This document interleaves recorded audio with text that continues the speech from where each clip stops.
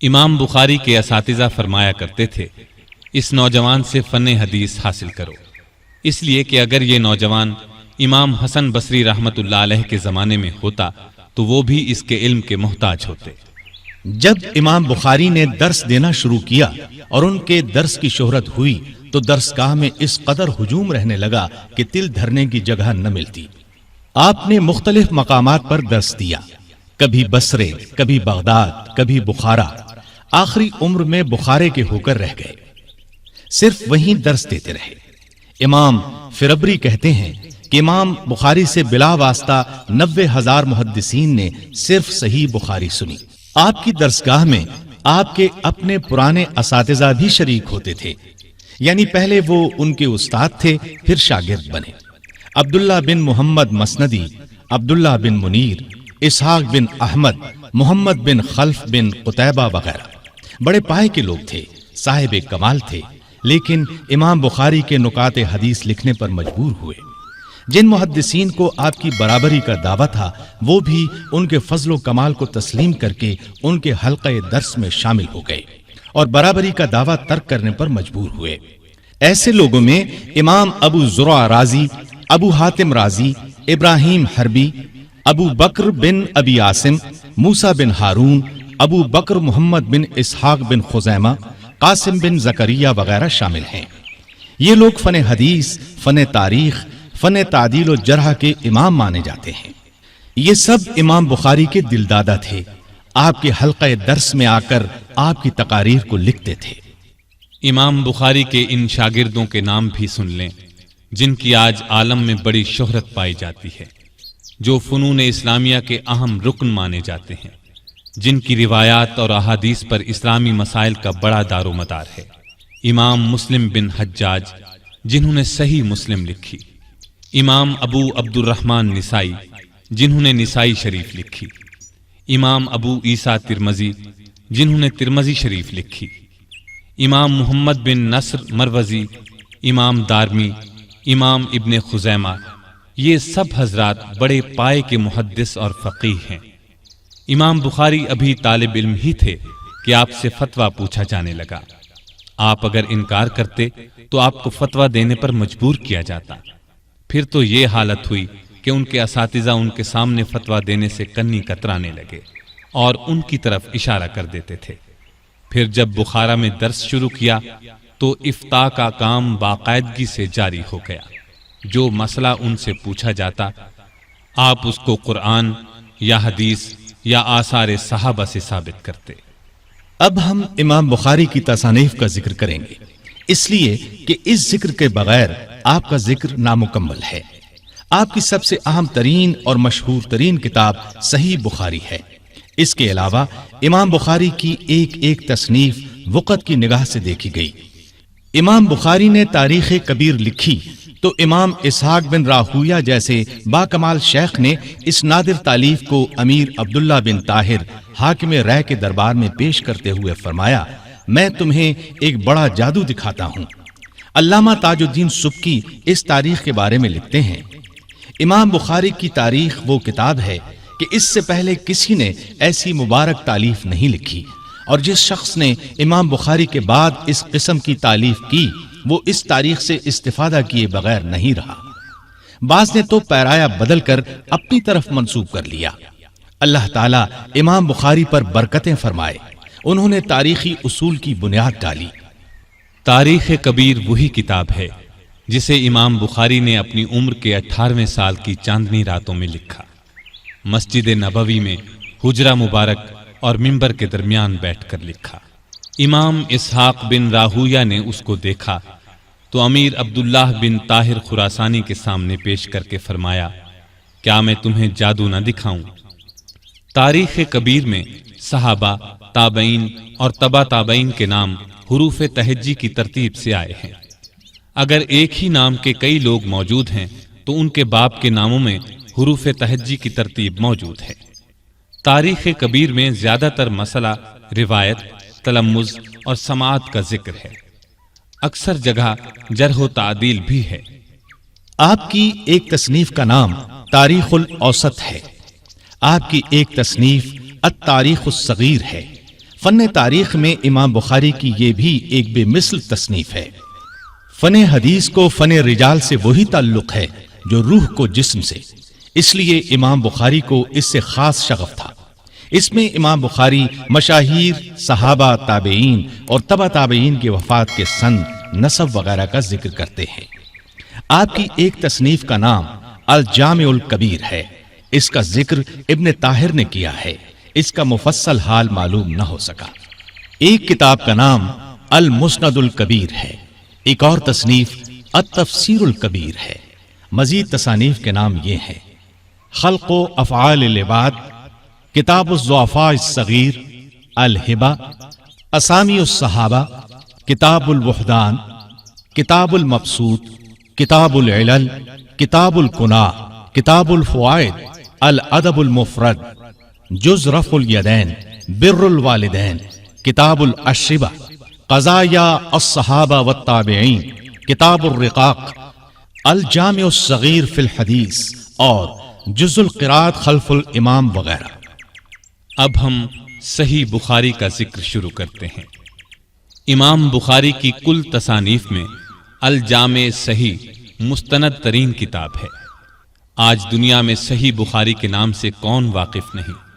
اس کتاب کو عالمگیر شہرت حاصل ہوئی۔ دنیا کے ان تمام حصوں میں جہاں جہاں اسلام پہنچا، یہ کتاب بھی پہنچی۔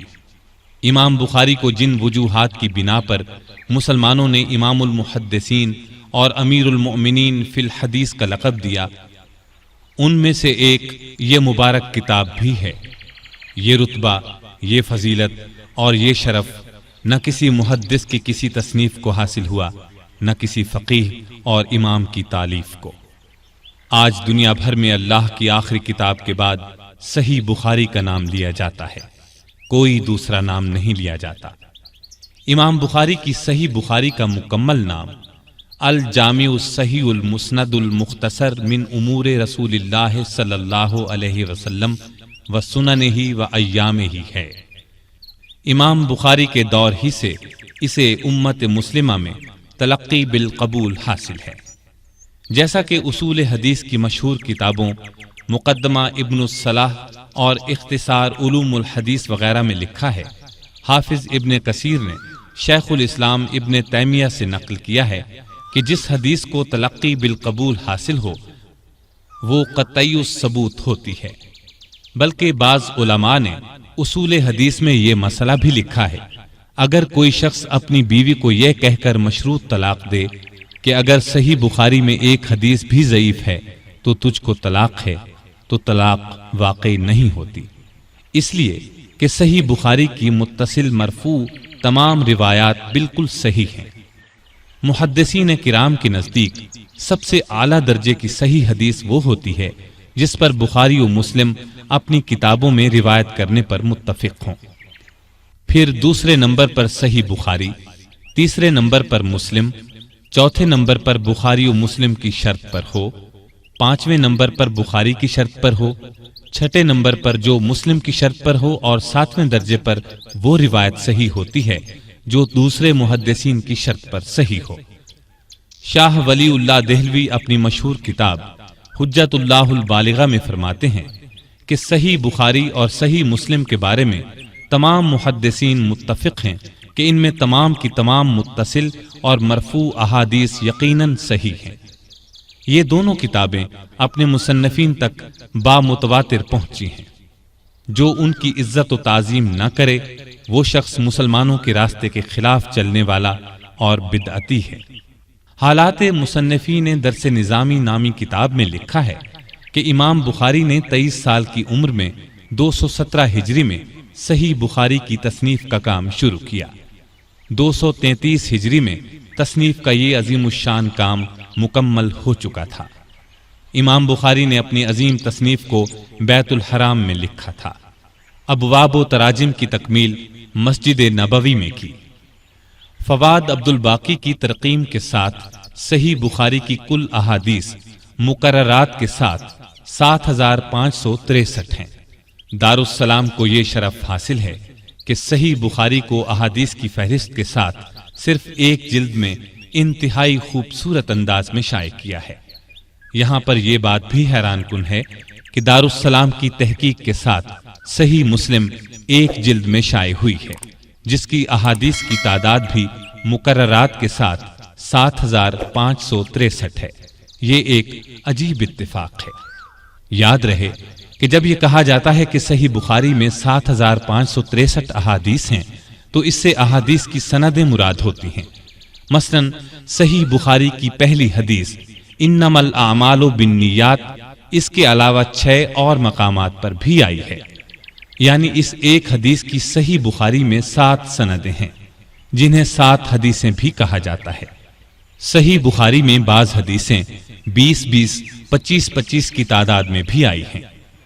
چونکہ امام بخاری محدث ہونے کے ساتھ ساتھ بہت بڑے فقیہ بھی تھے، وہ ہر نئے باب میں حدیث سے نیا فقہی مسئلہ ثابت کرتے ہیں۔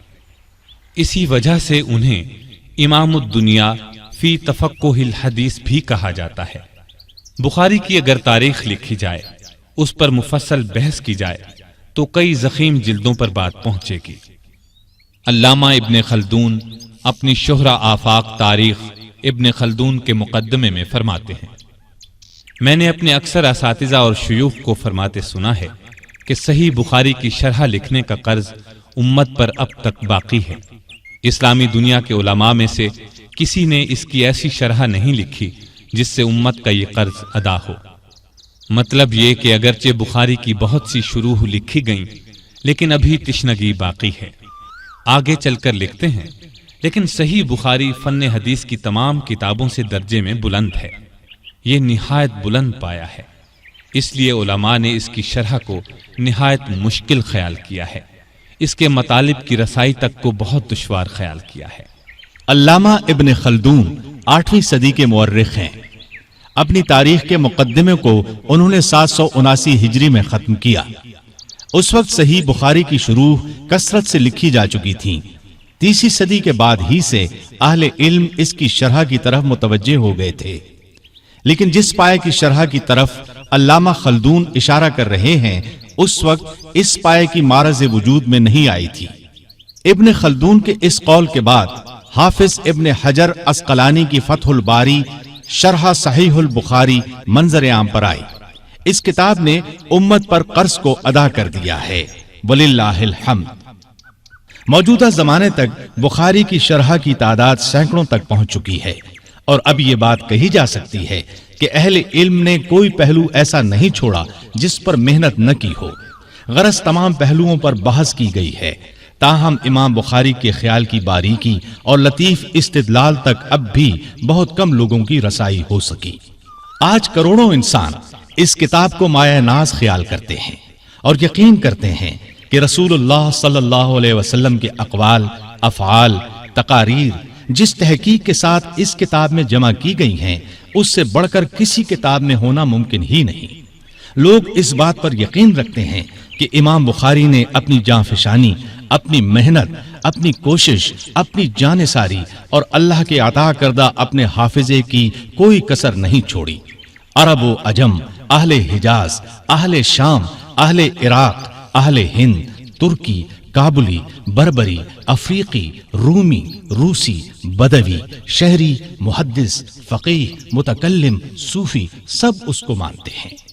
تھامس ولیم بیل اورینٹل بایوگرافیکل ڈکشنری مطبوعہ لندن 1890 عیسوی میں لکھتے ہیں، امام بخاری کی تصنیف صحیح بخاری کی سب سے زیادہ قدر کی جاتی ہے۔ روحانی اور دنیاوی معاملات میں غرض ہر حیثیت سے قرآن کے بعد معتبر سمجھی جاتی ہے۔ اس کتاب میں محمد صلی اللہ علیہ وسلم کی وحی، الہامات، افعال اور اقوال ہی درج نہیں ہیں، قرآن کے اکثر مشکل مقامات کی تفسیر بھی درج ہے۔ یہاں ذہنوں میں قدرتی طور پر سوال ابھرتا ہے، امام بخاری کو صحیح بخاری کی تالیف کا خیال کیوں کر پیدا ہوا؟ سو اس کا جواب یہ ہے، صحابہ کے زمانے ہی سے کتابت حدیث کا خیال پیدا ہو گیا تھا۔ سیدنا عبداللہ بن عمر بن عاص، سیدنا علی اور سیدنا معاویہ کے پاس احادیث لکھی ہوئی تھیں۔ تابعین اور تبع تابعین نے اس کی ضرورت کو محسوس کیا، تابعین کی نسبت تبع تابعین نے اس کی ضرورت کو زیادہ محسوس کیا۔ صحابہ رضی اللہ عنہم تو نبی کریم صلی اللہ علیہ وسلم کی صحبت میں رہے، وہ ہر بات سے آگاہ تھے۔ تابعین بھی صحابہ کی صحبت سے فیض یاب ہوئے، شریعت کی حقیقت سے باخبر ہوئے، لیکن رفتہ رفتہ کمی ہوتی چلی گئی۔ اس کمی کو محسوس کر کے تبع تابعین نے کمر ہمت باندھ لی اور یہ کام شروع کیا۔ محدثین نے جان توڑ کوشش سے اس کام کو پورا کیا۔ تابعین کے آخری زمانے میں جب اسلام دور دراز ممالک تک پھیل گیا، روافض، خوارج اور منکرین تقدیر کی بدعتوں کا شور گونجا تو شدت سے ضرورت محسوس کی جانے لگی کہ احادیث نبویہ کی تدوین ہونی چاہیے۔ باقاعدگی سے یہ کام خلیفہ عمر بن عبدالعزیز کے زمانے سے شروع ہوا۔ انہوں نے خود اس کام کی ابتدا کرائی۔ آنن فانن احادیث کا دفتر تیار ہو گیا۔ پھر تبع تابعین اٹھے اور احکامات جمع کیے۔ مدینے میں امام مالک نے موطا امام مالک لکھی، مکے میں ابن جریج، شام میں امام اوزائی، کوفے میں سفیان ثوری، بصرے میں حماد بن سلمہ نے اپنی اپنی تصانیف مرتب کی، علم حدیث کی ترتیب اور تدوین کی۔ اس کے بعد کچھ ائمہ کو خیال آیا کہ صرف احادیث نبویہ جمع کریں۔ اس پر علماء نے اپنی اپنی مسندیں لکھی۔ ان میں اہم نام یہ ہیں: عبید اللہ بن موسیٰ اموی، نعیم بن حماد، امام احمد بن حنبل، عثمان بن ابی شیبہ اور اسحاق بن راہویہ۔ امام احمد بن حنبل کی مسند تو آج بھی تباہ شدہ ہے، اہل اسلام اس سے فائدہ اٹھا رہے ہیں۔ ان مسندوں میں یہ خاص مسند ہے۔ امام بخاری نے ان تمام مسندوں کو دیکھا، ان کو جانچا، پرکھا، ان میں ہر قسم کی صحیح اور ضعیف احادیث موجود تھیں۔ تب انہوں نے ارادہ فرمایا کہ صرف صحیح احادیث کو جمع کریں جن میں کسی کو شک نہ ہو۔ امام اسحاق بن راہویہ نے اس بات کی فرمائش بھی آپ سے کی تھی، چنانچہ آپ نے اس وقت جامع صحیح کی تدوین شروع کر دی۔ ایک تیسری وجہ یہ ہوئی کہ امام بخاری نے خواب میں خود کو رسول اللہ صلی اللہ علیہ وسلم کی خدمت میں دیکھا۔ ان کے ہاتھ میں پنکھا تھا جس سے آپ رسول اللہ پر سے مکھیوں کو ہٹا رہے تھے۔ بیدار ہوئے، علماء سے اس خواب کی تعبیر پوچھی۔ انہوں نے تعبیر یہ بتائی کہ نبی صلی اللہ علیہ وسلم کی طرف جن جھوٹی احادیث کو منسوب کیا جاتا ہے، آپ ان کو الگ کریں گے۔ اس خواب نے آپ کے ارادے کو اور پختگی عطا کر دی اور آپ جامع صحیح کی تالیف میں ہمتاً مصروف ہو گئے۔ امام بخاری نے صحیح بخاری کو کب اور کتنی مدت میں مکمل کیا، اس کا جواب خود امام بخاری نے دیا ہے۔ آپ کے شاگرد وراق نے امام بخاری کا قول نقل کیا ہے: میں نے جامع صحیح کو 16 برسوں میں لکھا۔ نیز آپ فرماتے ہیں میں نے اپنی جامع میں کوئی حدیث اس وقت تک شامل نہیں کی جب تک غسل کر کے 2 رکعت نماز نہ ادا کر لی۔ مسجد بیت الحرام میں بیٹھ کر تالیف کیا، ہر 2 رکعت کے بعد استخارہ کرتا تھا۔ جب ہر طرح حدیث کی صحت کا یقین ہو جاتا تھا تب جامع صحیح میں داخل کرتا تھا۔ میں نے اس کتاب کو اپنی نجات کے لیے حجت بنایا ہے اور 6 لاکھ احادیث میں سے صحیح احادیث چن کر لکھی ہیں۔ علامہ ابن عدی فرماتے ہیں امام بخاری نے الجامع الصحیح کے تراجم، ابواب، حجرہ رسول اور منبر کے درمیان بیٹھ کر لکھے۔ ہر ترجمۃ الباب کو 2 رکعت نماز پڑھ کر صاف کرتے۔ وراق اپنا ایک واقعہ بیان کرتے ہیں کہ میں امام بخاری کے ساتھ تھا، میں نے آپ کو کتاب التفسیر لکھتے دیکھا۔ آپ رات میں 15-20 بار اٹھتے، چکماک سے آگ روشن کرتے، چراغ جلاتے اور احادیث پر نشان لگا کر سو رہتے۔ اس سے صاف ظاہر ہوتا ہے کہ امام بخاری سفر و حضر میں ہر جگہ اسی کی دھن میں رہتے تھے۔ امام ابو جعفر عقیلی فرماتے ہیں کہ امام بخاری نے بخاری کو تالیف کر کے اس وقت کے شیوخ کے سامنے پیش کیا۔ اس وقت ان شیوخ کا فضل و کمال مسلمانوں میں تسلیم شدہ تھا۔ ان میں امام احمد بن حنبل، علی بن مدینی، یحییٰ بن معین بڑے پائے کے لوگ تھے۔ ان سب نے صحیح بخاری کو نہایت پسندیدگی اور قدر کی نگاہ سے دیکھا اور سب نے اس کی صحت کی شہادت دی۔ تاہم 4 احادیث میں کلام کیا، لیکن ان 4 احادیث پر جب تحقیق کی گئی تو امام بخاری کی بات ہی درست نکلی، وہ چاروں احادیث بھی صحیح ٹھہری۔ پھر امام بخاری نے صحیح بخاری کے تراجم ابواب میں بڑے اعلیٰ فقہی نقطوں کی طرف اشارہ کیا ہے۔ ان تراجم ابواب کی اہمیت کا اندازہ اس سے لگایا جا سکتا ہے کہ بہت بڑے محدثین نے ان تراجم کے مقاصد حل کرنے کے لیے الگ مستقل تصانیف کی۔ ان کے نام یہ ہیں: علامہ ناصر الدین احمد بن المنیر، خطیب اسکندریہ، علامہ ابن رشید، علامہ زین الدین علی بن منیر، شاہ ولی اللہ محدث دہلوی۔ نیز اس سلسلے میں شیخ الاسلام حافظ ابن حجر اور علامہ عینی نے بھی حصہ لیا۔ صحیح بخاری کے ابواب میں امام بخاری بعض ایسی روایتیں لے آتے ہیں جن کی سندیں اختصار کے باعث حذف کر دی گئی ہیں۔ ان روایات کو معلق روایات کہتے ہیں۔ حافظ ابن حجر نے تغلیق التعلیق کے نام سے ایک شہرہ آفاق کتاب لکھی ہے جس میں ان روایات کی سندوں کو اکٹھا کر دیا ہے۔ یہ کتاب 5 جلدوں میں چھپ چکی ہے اور اہل علم اس سے مستفید ہو رہے ہیں۔ صحیح بخاری کو صحیح مسلم اور دوسری تمام احادیث کی کتب پر ترجیح ہے۔ امام مسلم تو آپ کے شاگرد تھے اور کہا کرتے تھے کہ امام بخاری اس فن میں ہر طرح منفرد ہیں۔ وہ انہیں سید المحدثین کے لقب سے پکارتے تھے۔ حاکم ابو احمد نیشاپوری لکھتے ہیں: اللہ امام بخاری پر رحمت نازل کرے، انہوں نے احادیث سے احکام کے اصول قائم کیے اور لوگوں کو تعلیم دے گئے۔ جن لوگوں نے لیا انہی کی کتاب سے لیا۔ صحیح بخاری کا بلند پایا ہونے کا اندازہ اس بات سے لگایا جا سکتا ہے کہ سلف سے لے کر خلف تک کے علماء اسلام برابر اس کی خدمت میں مصروف رہے۔ کسی نے اس کی شرح لکھی، کسی نے ابواب فقیہ اور تراجم ابواب کی باریکیوں کی چھان بین کی، کسی نے اس کی تجرید کی، کسی نے مشکل الفاظ کی لغت لکھی، کسی نے نحوی مسائل کے شواہد جمع کیے۔ یہاں ہم چند عربی شروح کے نام آپ کو سناتے ہیں۔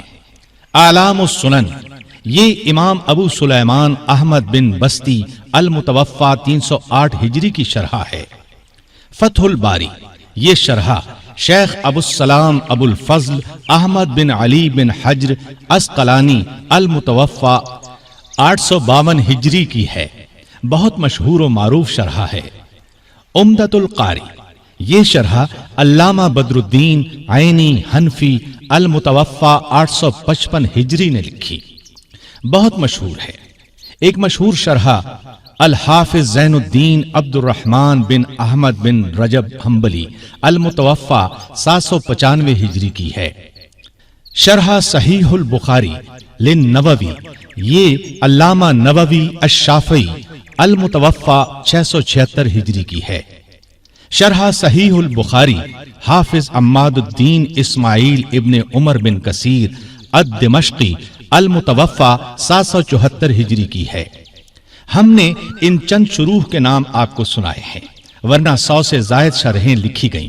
یہ صرف عربی زبان میں ہیں، اردو اور فارسی میں تراجم ان کے علاوہ ہیں۔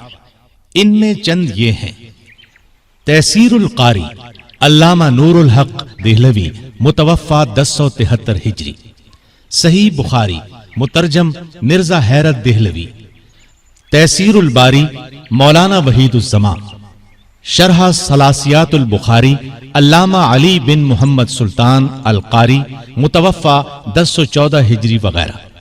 ان تراجم کی تعداد بھی 40 سے زیادہ ہے۔ صحیح بخاری کو اہل اسلام نے اصح الکتب بعد کتاب اللہ کا خطاب دیا ہے، اور یہ خطاب بہت جانچ پڑتال کرنے کے بعد دیا ہے۔ علامہ فربری کا بیان ہے کہ امام بخاری کی زندگی میں بھی ان سے 90,000 آدمیوں نے صحیح بخاری سنی۔ آپ کے درس میں ہزارہا آدمی شریک ہوتے تھے۔ صحیح بخاری پر مستخرجات بھی لکھے گئے ہیں، جن میں سے حافظ ابو بکر الاسماعیلی کی المستخرج ایک عظیم کتاب ہے، مگر یہ کتاب ابھی تک شائع نہیں ہوئی۔ مستخرج اس کتاب کو کہتے ہیں جس کا مصنف پہلے کی کسی کتاب کو منتخب کر کے اس کی تمام احادیث کو حتی الامکان اپنی سند کے ساتھ اس سابق کتاب کے استاد یا استاذ الاستاذ سے روایت کرتا ہے۔ ان مستخرجات کے بہت سے فائدے ہیں جنہیں علم حدیث کے طالب بخوبی جانتے ہیں۔ صحیح بخاری کے مختصرات بھی لکھے گئے ہیں جن میں زبیدی کی تجرید بخاری بہت مشہور ہے۔ اسے بھی دارالسلام نے اردو زبان میں بہترین آب و تاب کے ساتھ 2 جلدوں میں شائع کیا ہے۔ آخر میں ہم امام بخاری رحمۃ اللہ علیہ کے شاگردوں کے نام آپ کو بتائے دیتے ہیں۔ پہلا نام امام مسلم بن حجاج رحمۃ اللہ علیہ کا ہے۔ انہوں نے مسلم شریف لکھی۔ بخاری کے بعد مستند ترین کتاب مسلم شریف کو مانا گیا۔ صحیح مسلم کی بھی بہت سی شروح لکھی گئیں، تراجم بھی لکھے گئے۔ شروح اور تراجم کی تعداد قریباً 30 ہے۔ آپ کے ایک اور نامور شاگرد امام ابو عیسیٰ ترمذی رحمۃ اللہ علیہ ہیں۔ آپ نے جامع ترمذی لکھی، یہ صحاح ستہ میں شامل ہے۔ جامع ترمذی کے علاوہ ان کی اور بھی کئی مشہور تصانیف ہیں جن کے اردو، فارسی وغیرہ میں تراجم کیے گئے۔ آپ کے ایک اور شاگرد امام نسائی رحمۃ اللہ علیہ ہیں۔ انہوں نے سنن نسائی لکھی، یہ بھی صحاح ستہ میں شامل ہے۔ آپ کے ایک اور شاگرد فربری رحمۃ اللہ علیہ ہیں۔ لوگ بخاری کا درس لینے کے لیے ان کے پاس دور دور سے آتے تھے۔ آپ کے ایک اور شاگرد امام دارمی رحمۃ اللہ علیہ ہیں۔ امام صاحب کی زندگی میں وفات پائی۔ امام بخاری کو ان کی موت سے بہت صدمہ پہنچا۔ ان کی تصنیفات میں المسند، کتاب التفسیر اور الجامع مشہور ہیں۔ آپ کے ایک اور شاگرد صالح بن محمد جزرہ ہیں۔ غضب کا حافظہ تھا، زبانی درس دیا کرتے تھے۔ جزرہ الحافظ کے نام سے مشہور ہوئے۔ آپ کے ایک اور شاگرد فقیہ امام محمد بن نصر مروزی ہیں، بہت بڑے فقیہ تھے۔ امام بخاری کے ایک اور شاگرد امام ابو حاتم رازی ہیں، فن جرح و تعدیل کے بہت بڑے امام مانے جاتے ہیں۔ احادیث رسول کی تلاش میں ہمیشہ پیدل سفر کیا۔ بحرین سے مصر، مصر سے رم اللہ سے ترتوس تک پیدل سفر کیا۔ امام صاحب سے بہت کچھ استفادہ کیا۔ امام بخاری کے ایک شاگرد ابراہیم الحربی الامام رحمۃ اللہ علیہ ہیں، فن لغت، ادب، نحو اور فقہ کے امام مانے جاتے ہیں۔ علامہ ثعلب کہتے ہیں، میں نے امام حربی کو لغت اور نحو کی درسگاہ سے 50 برس کے دوران ایک بار بھی ناغہ کرتے نہیں دیکھا۔ طبیعت میں صبر اور قناعت اس قدر تھی کہ سلاطین کے وظائف اور تحائف کی طرف نظر اٹھا کر بھی نہیں دیکھتے تھے۔ آپ کے ایک شاگرد ابو بکر بن ابی عاصم الحافظ الکبیر ہیں۔ انہیں 50,000 احادیث زبانی یاد تھیں۔ اصفہان میں ایک مدت تک قاضی کے عہدے پر مامور رہے۔ امام بخاری کی درسگاہ میں باقاعدگی سے حاضری دیا کرتے تھے۔ امام بخاری کے ایک شاگرد ابن خزیمہ صاحب الفقہ والحدیث ہیں۔ حافظ ذہبی نے انہیں امام الائمہ اور شیخ الاسلام کا لقب دیا ہے۔ تصنیفات کی تعداد 144 بتائی جاتی ہے۔ فتاوی حدیثیہ کے 100 جزو لکھے۔ ان کی تالیف صحیح ابن خزیمہ مشہور ہے۔ یہ بھی امام بخاری کی درسگاہ میں حاضری دیتے تھے۔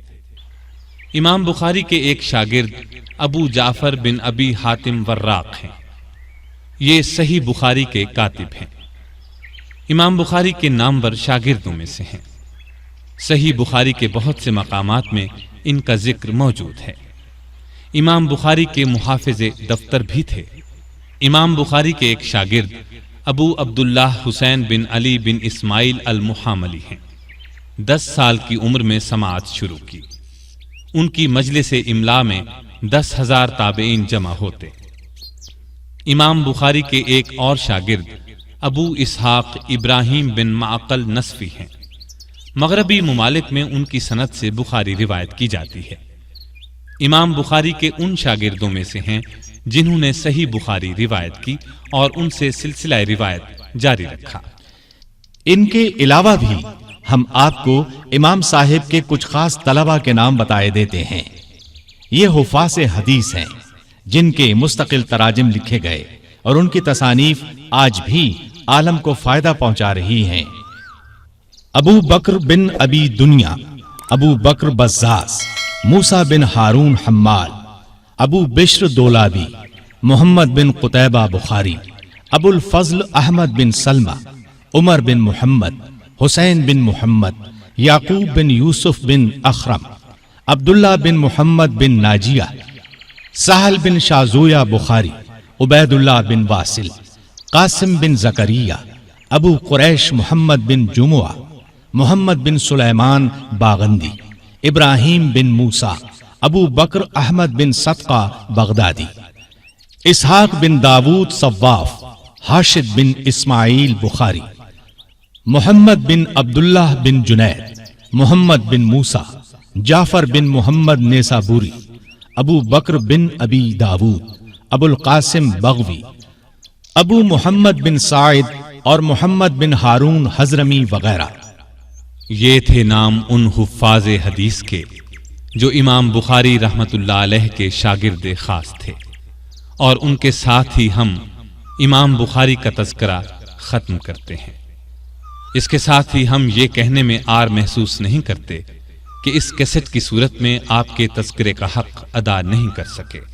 یہ تذکرہ بہت سی ضخیم کتب میں پھیلا ہوا ہے، ایک کیسٹ میں سمیٹنا ممکن نہ تھا، تاہم ضروری اور اہم معلومات آپ تک پہنچانے کی کوشش ضرور کی ہے۔ اہل ذوق اپنی تسکین اس سلسلے کی کتب سے پوری کر سکتے ہیں۔ محترم سامعین، ابھی آپ دارالسلام اسٹوڈیو سے معلوماتی پیشکش امام بخاری سن رہے تھے، امید ہے پسند آئی ہوگی۔ دارالسلام اسٹوڈیو تلاوت قرآن مجید، ترجمہ، سیرت النبی، قصص الانبیاء، صحابہ کرام، ائمہ اعظام اور محدثین کے حالات و واقعات، نیز نماز، روزہ، حج اور دیگر عبادات کا صحیح طریقہ، بچوں اور عورتوں کے لیے انتہائی دلچسپ اور سچی کہانیاں، اور وہ سب کچھ جس سے نئی نسل کی تربیت اسلامی خطوط پر ہو سکے، آڈیو کیسٹ اور سیریز میں پیش کر رہا ہے۔ دارالسلام اسٹوڈیو دارالسلام پبلشرز اینڈ ڈسٹریبیوٹرز کا ایک حصہ ہے جو اسلامی کتب کی اشاعت کا بین الاقوامی ادارہ ہے، جس کا ہیڈ آفس سعودی عرب کے دارالحکومت ریاض میں واقع ہے۔ پاکستان میں اس کا ایڈریس نوٹ کر لیں: دارالسلام اسٹوڈیو،